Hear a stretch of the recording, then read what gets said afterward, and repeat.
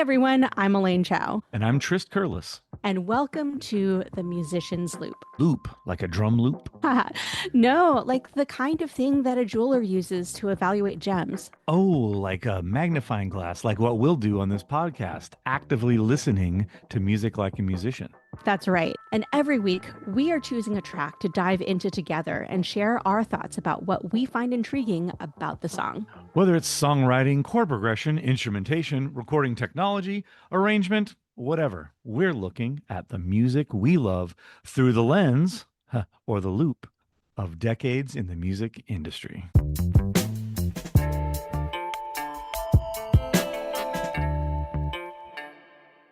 Hey Trist, what do we have this week? Oh, this week we have a UK band that started primarily as just an instrumental jazz, funk, fusion band who then had kind of big hits in the 80s. But of course, as we do here on the Musician's Loop, we're going to feature neither of those things. Going to feature a song from the 90s instead. This is one of my favorite bands. I probably said that on this podcast more than one time, but really one of my favorite bands, Level 42. Oh, interesting. I actually don't think I've heard of them, so I'm really looking forward to hearing this. What song are we listening to? Their song is called Lasso the Moon. Oh, that's a cute name. Yeah, from their 1991 album called Guarantee. All right. Well, before we pause, can you remind our listeners how we should be listening to music as a part of the Musician's Loop community? Ooh, especially this one. This is a well-recorded song. I love the production on this one. Find your best listening situation. We appreciate you no matter how and where and when you've joined us. So thank you for being here. And just that's our little reminder we like to add. If you can put a little better audio in your life and your experience, we highly encourage doing so before you listen to this one, and come back and join us. Awesome. Now, this is one that's a little bit special because we don't have a link on every single platform. Is that right? Yeah, we'll kind of talk about that a little bit. This is their first album that was on a different label than they had been on. It's the only album they did on this label, I believe. And sometimes the way that the streaming stuff goes, it's kind of like, hey, label, put out all of our stuff. And then a couple years later, it's like, oh, right, there's that one album that they don't have because they didn't put it out. Often when albums aren't appearing that you want, there's some kind of legality or frankly just laziness, or sometimes just something was complicated in the deal and the label doesn't want it to be there, or they won't give them enough money to stream it, or who knows why. But this one was difficult. I think we'll only have like about the best YouTube stream we can find for you. It doesn't really appear on any others, which is another reason we're glad you are here, so you can find these things. Okay, so with that, we are going to pause now with the one link that we have. Listen to the song, and we will be right back.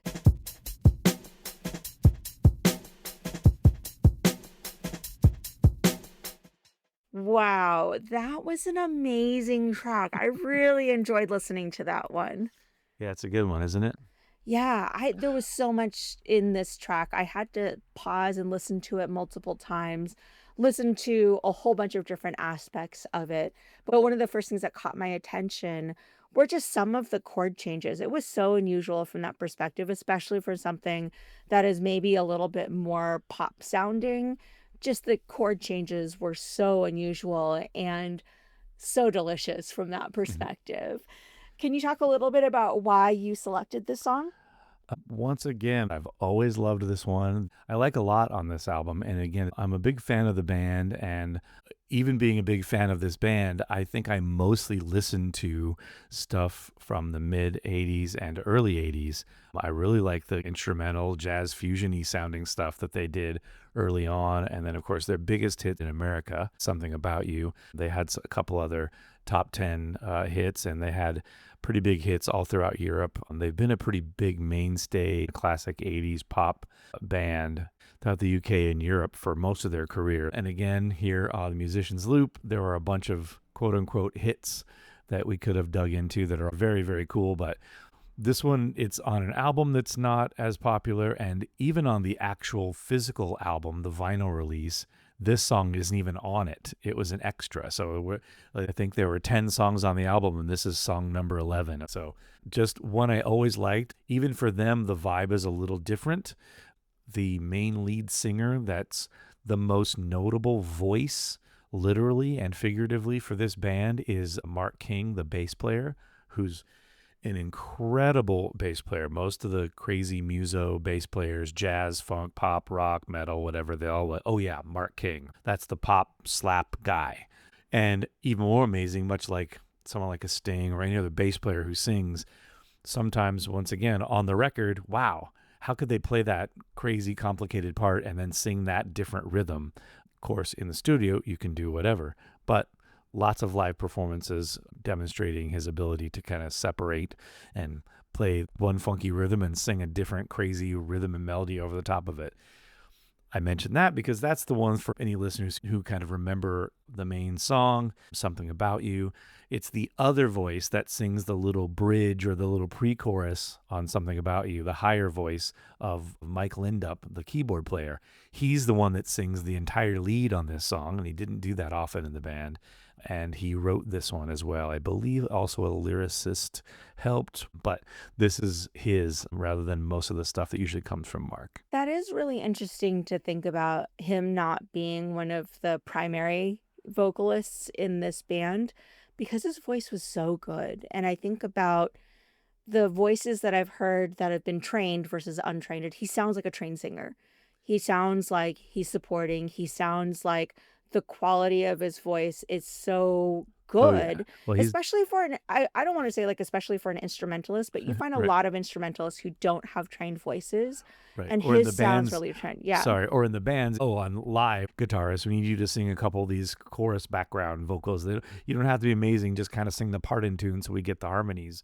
You're right. A lot of times they maybe don't have really great, well-trained voices. Mike Lindup definitely provided a lot of vocals for the band over the years. It's just a lot of the hits, a lot of times are more associated with Mark's vocals.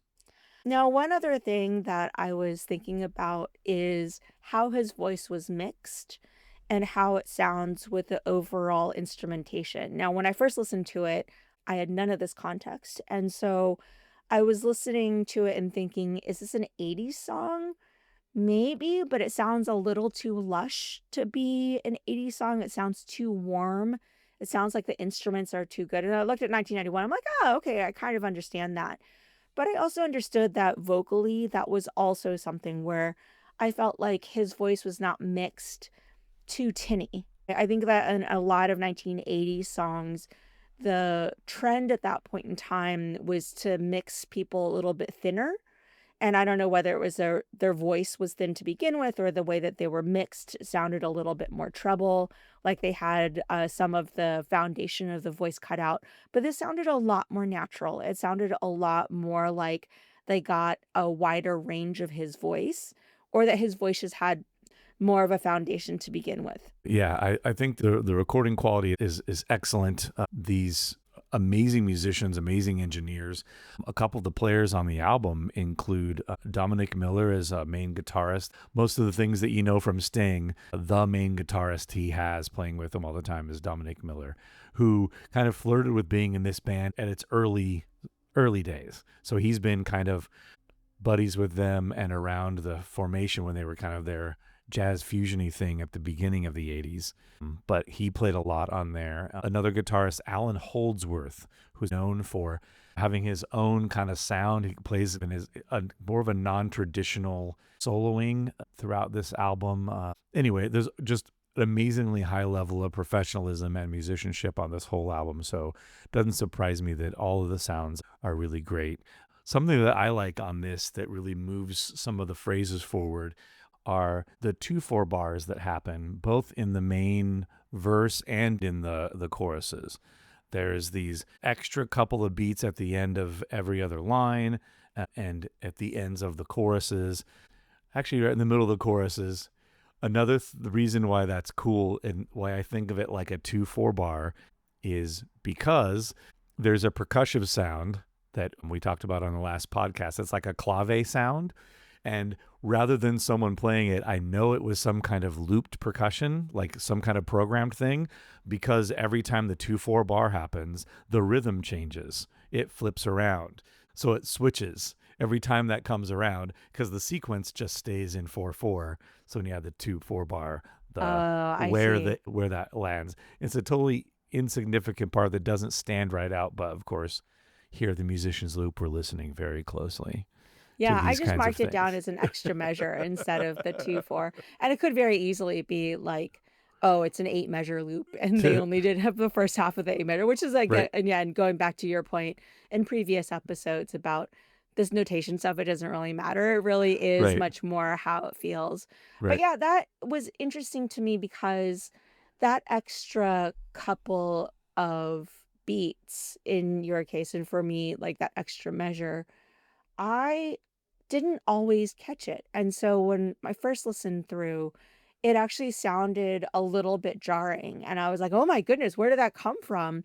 And when I listened to it again, I realized it happened every single time.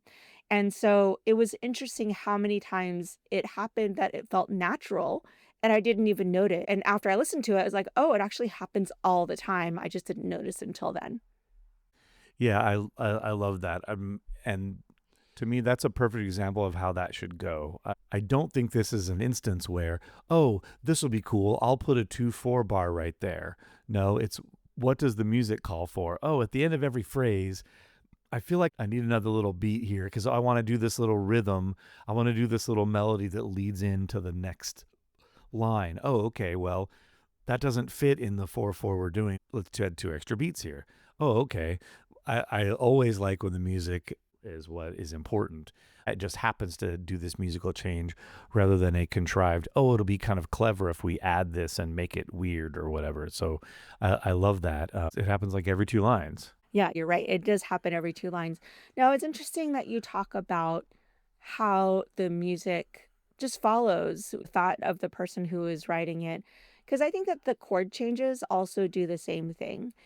Now I did look this up. It looks like it is an F sharp minor, and it switches to F sharp major. So it's not even the relative minor to this key. It just makes a hard left turn into a completely different key, and it feels related because it has the same root, but it's Right. foundationally a different set altogether. And that change back and forth feels very mysterious. So it doesn't actually feel incredibly contrived, even though from a musical standpoint, it is a pretty hard left turn there. I too love the changes, some predictable and some not. I love surprises in music. Again, you get surprised the first time through, but then once you've got it, it's like, oh wow, what a lovely progression to write a song on. And then again, the little extras of the 2 extra beats every couple of lines just gives like a little pause, a little lift. Yeah, it's amazing. I would love to talk about the lyrics now. What did you hear in the lyrics this time around and listening to it?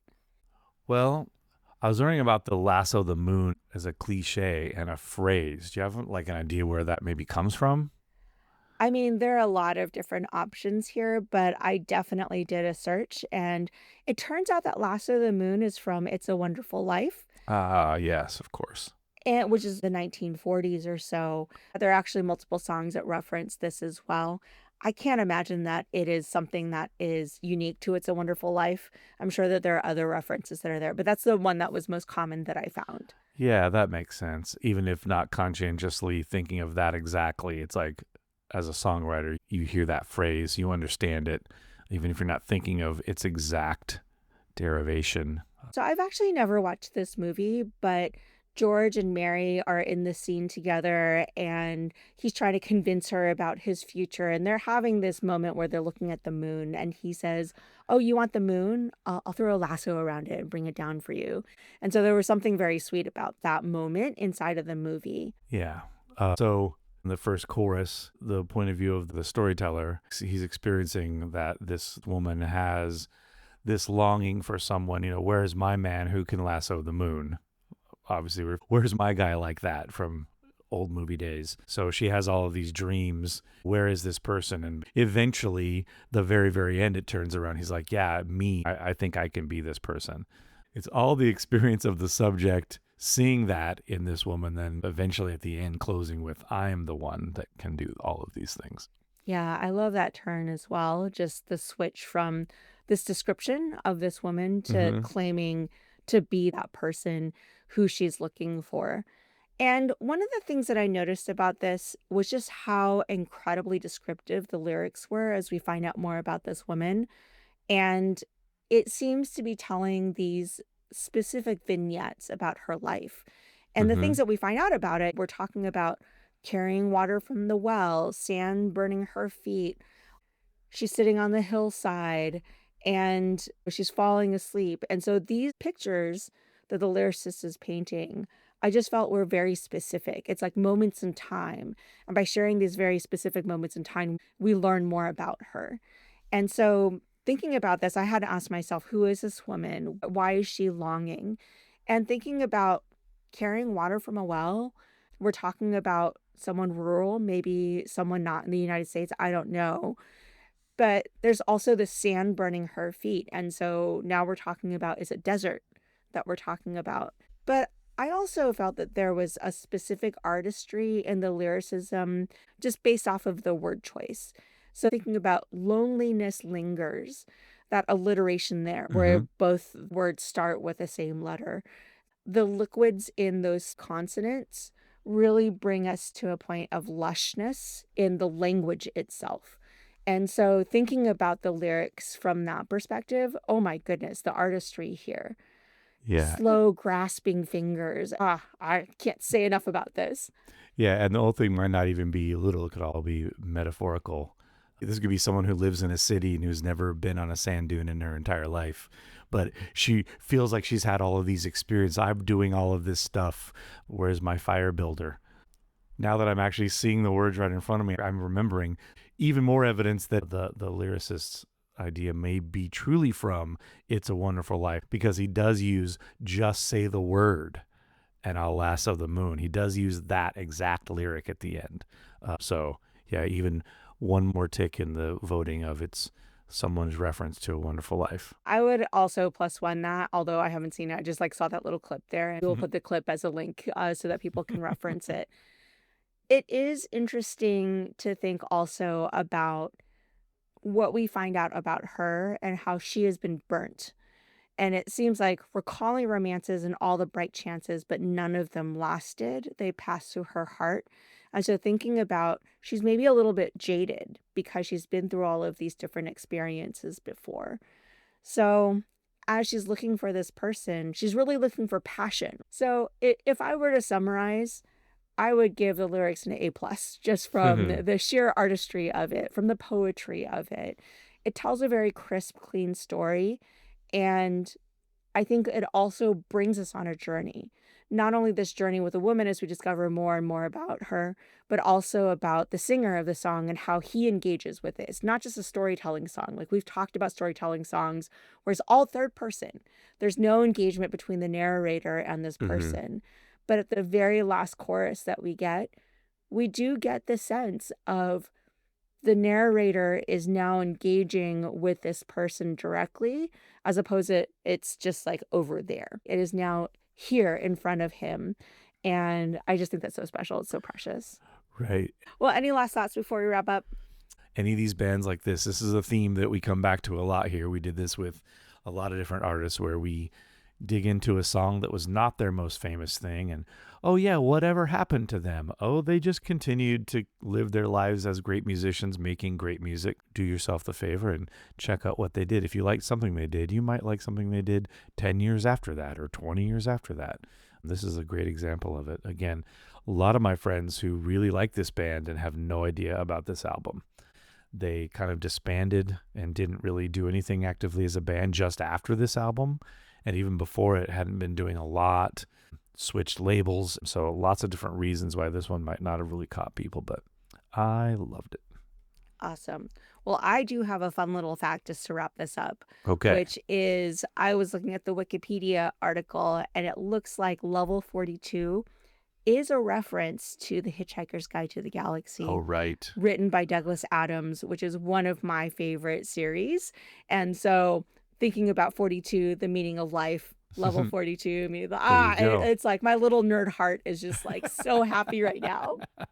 That's what I was going for, Elaine. That's what I was going for. Awesome. Okay, so let's switch gears and move into Mailbag, mailbag. That's right, the mailbag. And you can contribute to the mailbag by contacting us. You can reach us via email at themusiciansloop@gmail.com. That is LOUPE, or an Instagram and Threads, both at the Musicians Loop.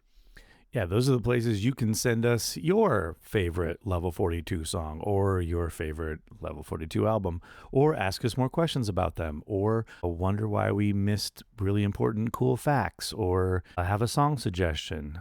Please get a hold of us there and let us know you're listening.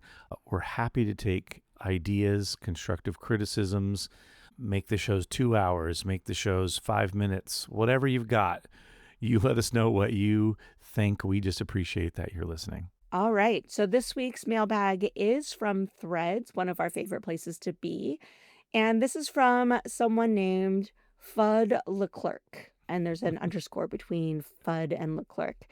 From March of 2026. So a very recent post. And this person writes, I write better songs when I stop trying to write a good one. And there's a response from Juan Cordian saying, I also play way better when I'm not recording myself. Performance anxiety is a real obstacle, even if it's unconscious and we think we're in total confidence mode. And the response to that was, the red light on the recorder changes everything. Suddenly you forget how hands work. Yeah, big time. Yep, that happens. That happens to all artistic types, I believe. You have too much focus and you can't just let it happen. Or you have that great rehearsal and now at the show, it just doesn't happen. You're nervous about the wrong things, or your attention is in the wrong place. All kinds of reasons that kind of stuff can happen. I want to jump in here and talk about it from the writing perspective, because as a writer, one of the things that you learn fairly early on is to not edit yourself as you're writing. And I think that taps into the truism that we are often hampered by our own perfectionism, because we are constantly trying to get the perfect take, the perfect words, the perfect phrasing the first time that we're doing something. And I have the perspective that music and writing music and recording music is a very similar kind of thing, where if we get caught up in making the perfect thing to begin with, as opposed to getting something down and then iterating on it, we end up in this cycle where we actually police ourselves as we are playing, and that actually hampers our ability to be creative. Like, what do you think about that?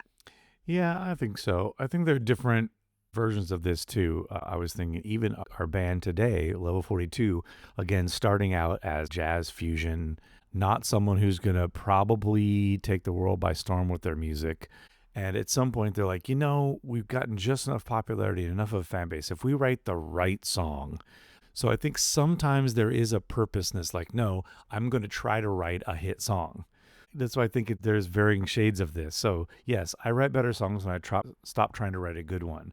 And yet sometimes there's formulaic, no, hey, let's see if we can actually try to write a hit song. And then that can pay for the rest of our careers doing whatever songs we want. And I love the serendipity with this one being with this band, because really they have an insane amount of output. There's so much music that they've made, and a handful of the things were charting or what someone would call hits.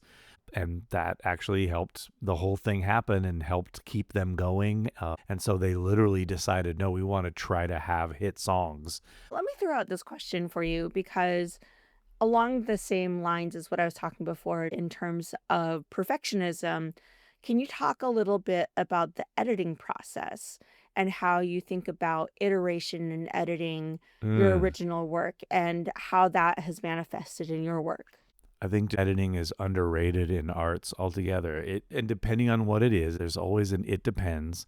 I don't like editing from the live jazz improviser at the live jazz concert. Now, in the jazz vocal ensemble recording, I love editing. In the live jazz vocal ensemble, I love letting it rip, and it's like, don't be thinking about it. You've done all the rehearsing, sing the notes, sing the chords, share the experience. and then the editing comes into play when you're recording. Wow, that take was great. Don't need to redo it. I'm going to edit this one little thing that's going to make this piece of art that lives forever, because that live thing you did was just a one-time thing that we're sharing here experientially in this space. And even if I noticed a little quote unquote flaw somewhere, that was just part of the magical one-time experience that I got to be with you, rather than here's this thing I'm going to stream 1,000 times for the rest of my life. And it always has that little thing that's off that seems weird to me. So that's where that comes in. I think I notice editing more sometimes in movies or in documentaries. I remember I had a DVD of a comedian, and I had seen the HBO special, right at the height of the HBO comedian special. And this one special, it was like my favorite.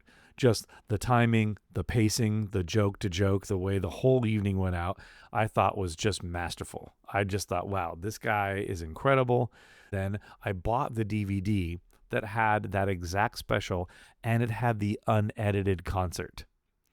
The unedited concert that it came from was not as funny as the special. Of course, he's an artist. He's just creating, doing some crowd work, there's different things. I just learned the art of editing right there. Like, whoa, I've seen this special be so perfectly timed. And I didn't realize that the pace was part of what I enjoyed about that original until I then watched it unedited. It's just sometimes you need to not self-edit just to get the ideas all out there. So the fact that that comedian, he didn't try to make the perfect HBO special. He did the best that he could, went with the audience, and he just did his hour and a half. And then they created the art by creating the special, by cutting it all into place. It's interesting that you went with the whole concept of live and thinking about editing a recording as opposed to editing a song. And I'm thinking about writing long form. Mm. So, my area of fiction writing, for instance, I've done primarily short form that's published, but I've also done long form personally. So, the first book that I did was an anthology with a few other authors. And the concept was we're all writing in the same universe, it's sci fi, and so all of it is supposed to stitch together. And we all edited each other's work. We all reviewed it to begin with. And one person, I was like, holy cows, this is really, really messy. It is practically incoherent. And we went through multiple editing rounds. He shaped it up. He ended up winning an award for his piece. And when I read the final thing, I was really surprised at how it had shaped up through multiple rounds of editing. And that was something that I really bring to bear when it comes to the creative process. A lot of my writer friends will call their first draft the crappy first draft or the zeroth draft, just to remove this sense of it needs to be at a certain quality when I finish the initial work. Right. And it's a part of them kind of holding it with a very loose hand, saying, like, I am not shipping this version. This is the version to tear apart. This is the version to recraft. And so the editing portion of a novel or a short story or whatever it is significant because it really reshapes the narrative. So as I'm thinking about songwriting in particular, it is very, very rare that I will ship a first version of a song. And Mm. so in some ways, it's just getting it out there in the first place to say, like, okay, let's take a look at this after we have some fresh eyes and think about where can we tighten this up? Is this really what I want to say out of the song? How can I change it? And I'm not as good at this with songwriting as I am with fiction writing. It is definitely a part of what I would call craft and how you go from just throwing out whatever the first ideas that you have in your mind versus cultivating and really shaping the ideas that you have for a finished product. Absolutely. And it's always key, like you said, to have someone else do that. I find I'm a pretty good editor of everyone else's work. Then I need someone to look at. I was like, wow, it was so obvious to me what needed to be edited in that thing that other person did. And then on my own thing, I had to bring someone else in so they could also say the obvious thing that I was somehow missing. So someone you really trust needs to be involved and help you streamline your ideas. or we're too close. Sometimes Yep. we're too close to be able to see the theme that we're writing on, to be able to get validation from an external source is really helpful in our creative process. Yeah, I totally agree Absolutely. with you there. Yep. Indeed. Okay, any last thoughts before we wrap up? That's it. Awesome. So we have a big, big favor to ask you all. Please, please, please share an episode with a friend. We know that you all love music and hopefully you all love us. And so, with that, we would love for you to share one of our episodes with a friend, help them to discover us as well. We know that you are going to be the best people to be able to share our podcast with other music lovers.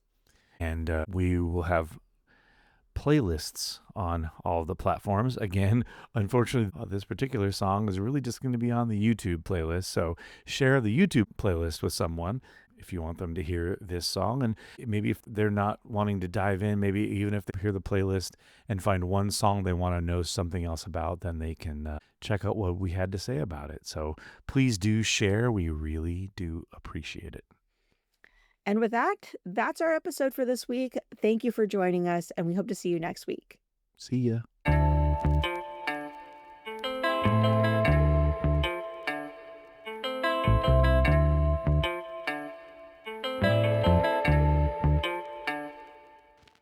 No way. You're crazy. Sorry, my voice completely cut out there. I was like, should I look outside? Yep, Just like, yeah. Tangentsville.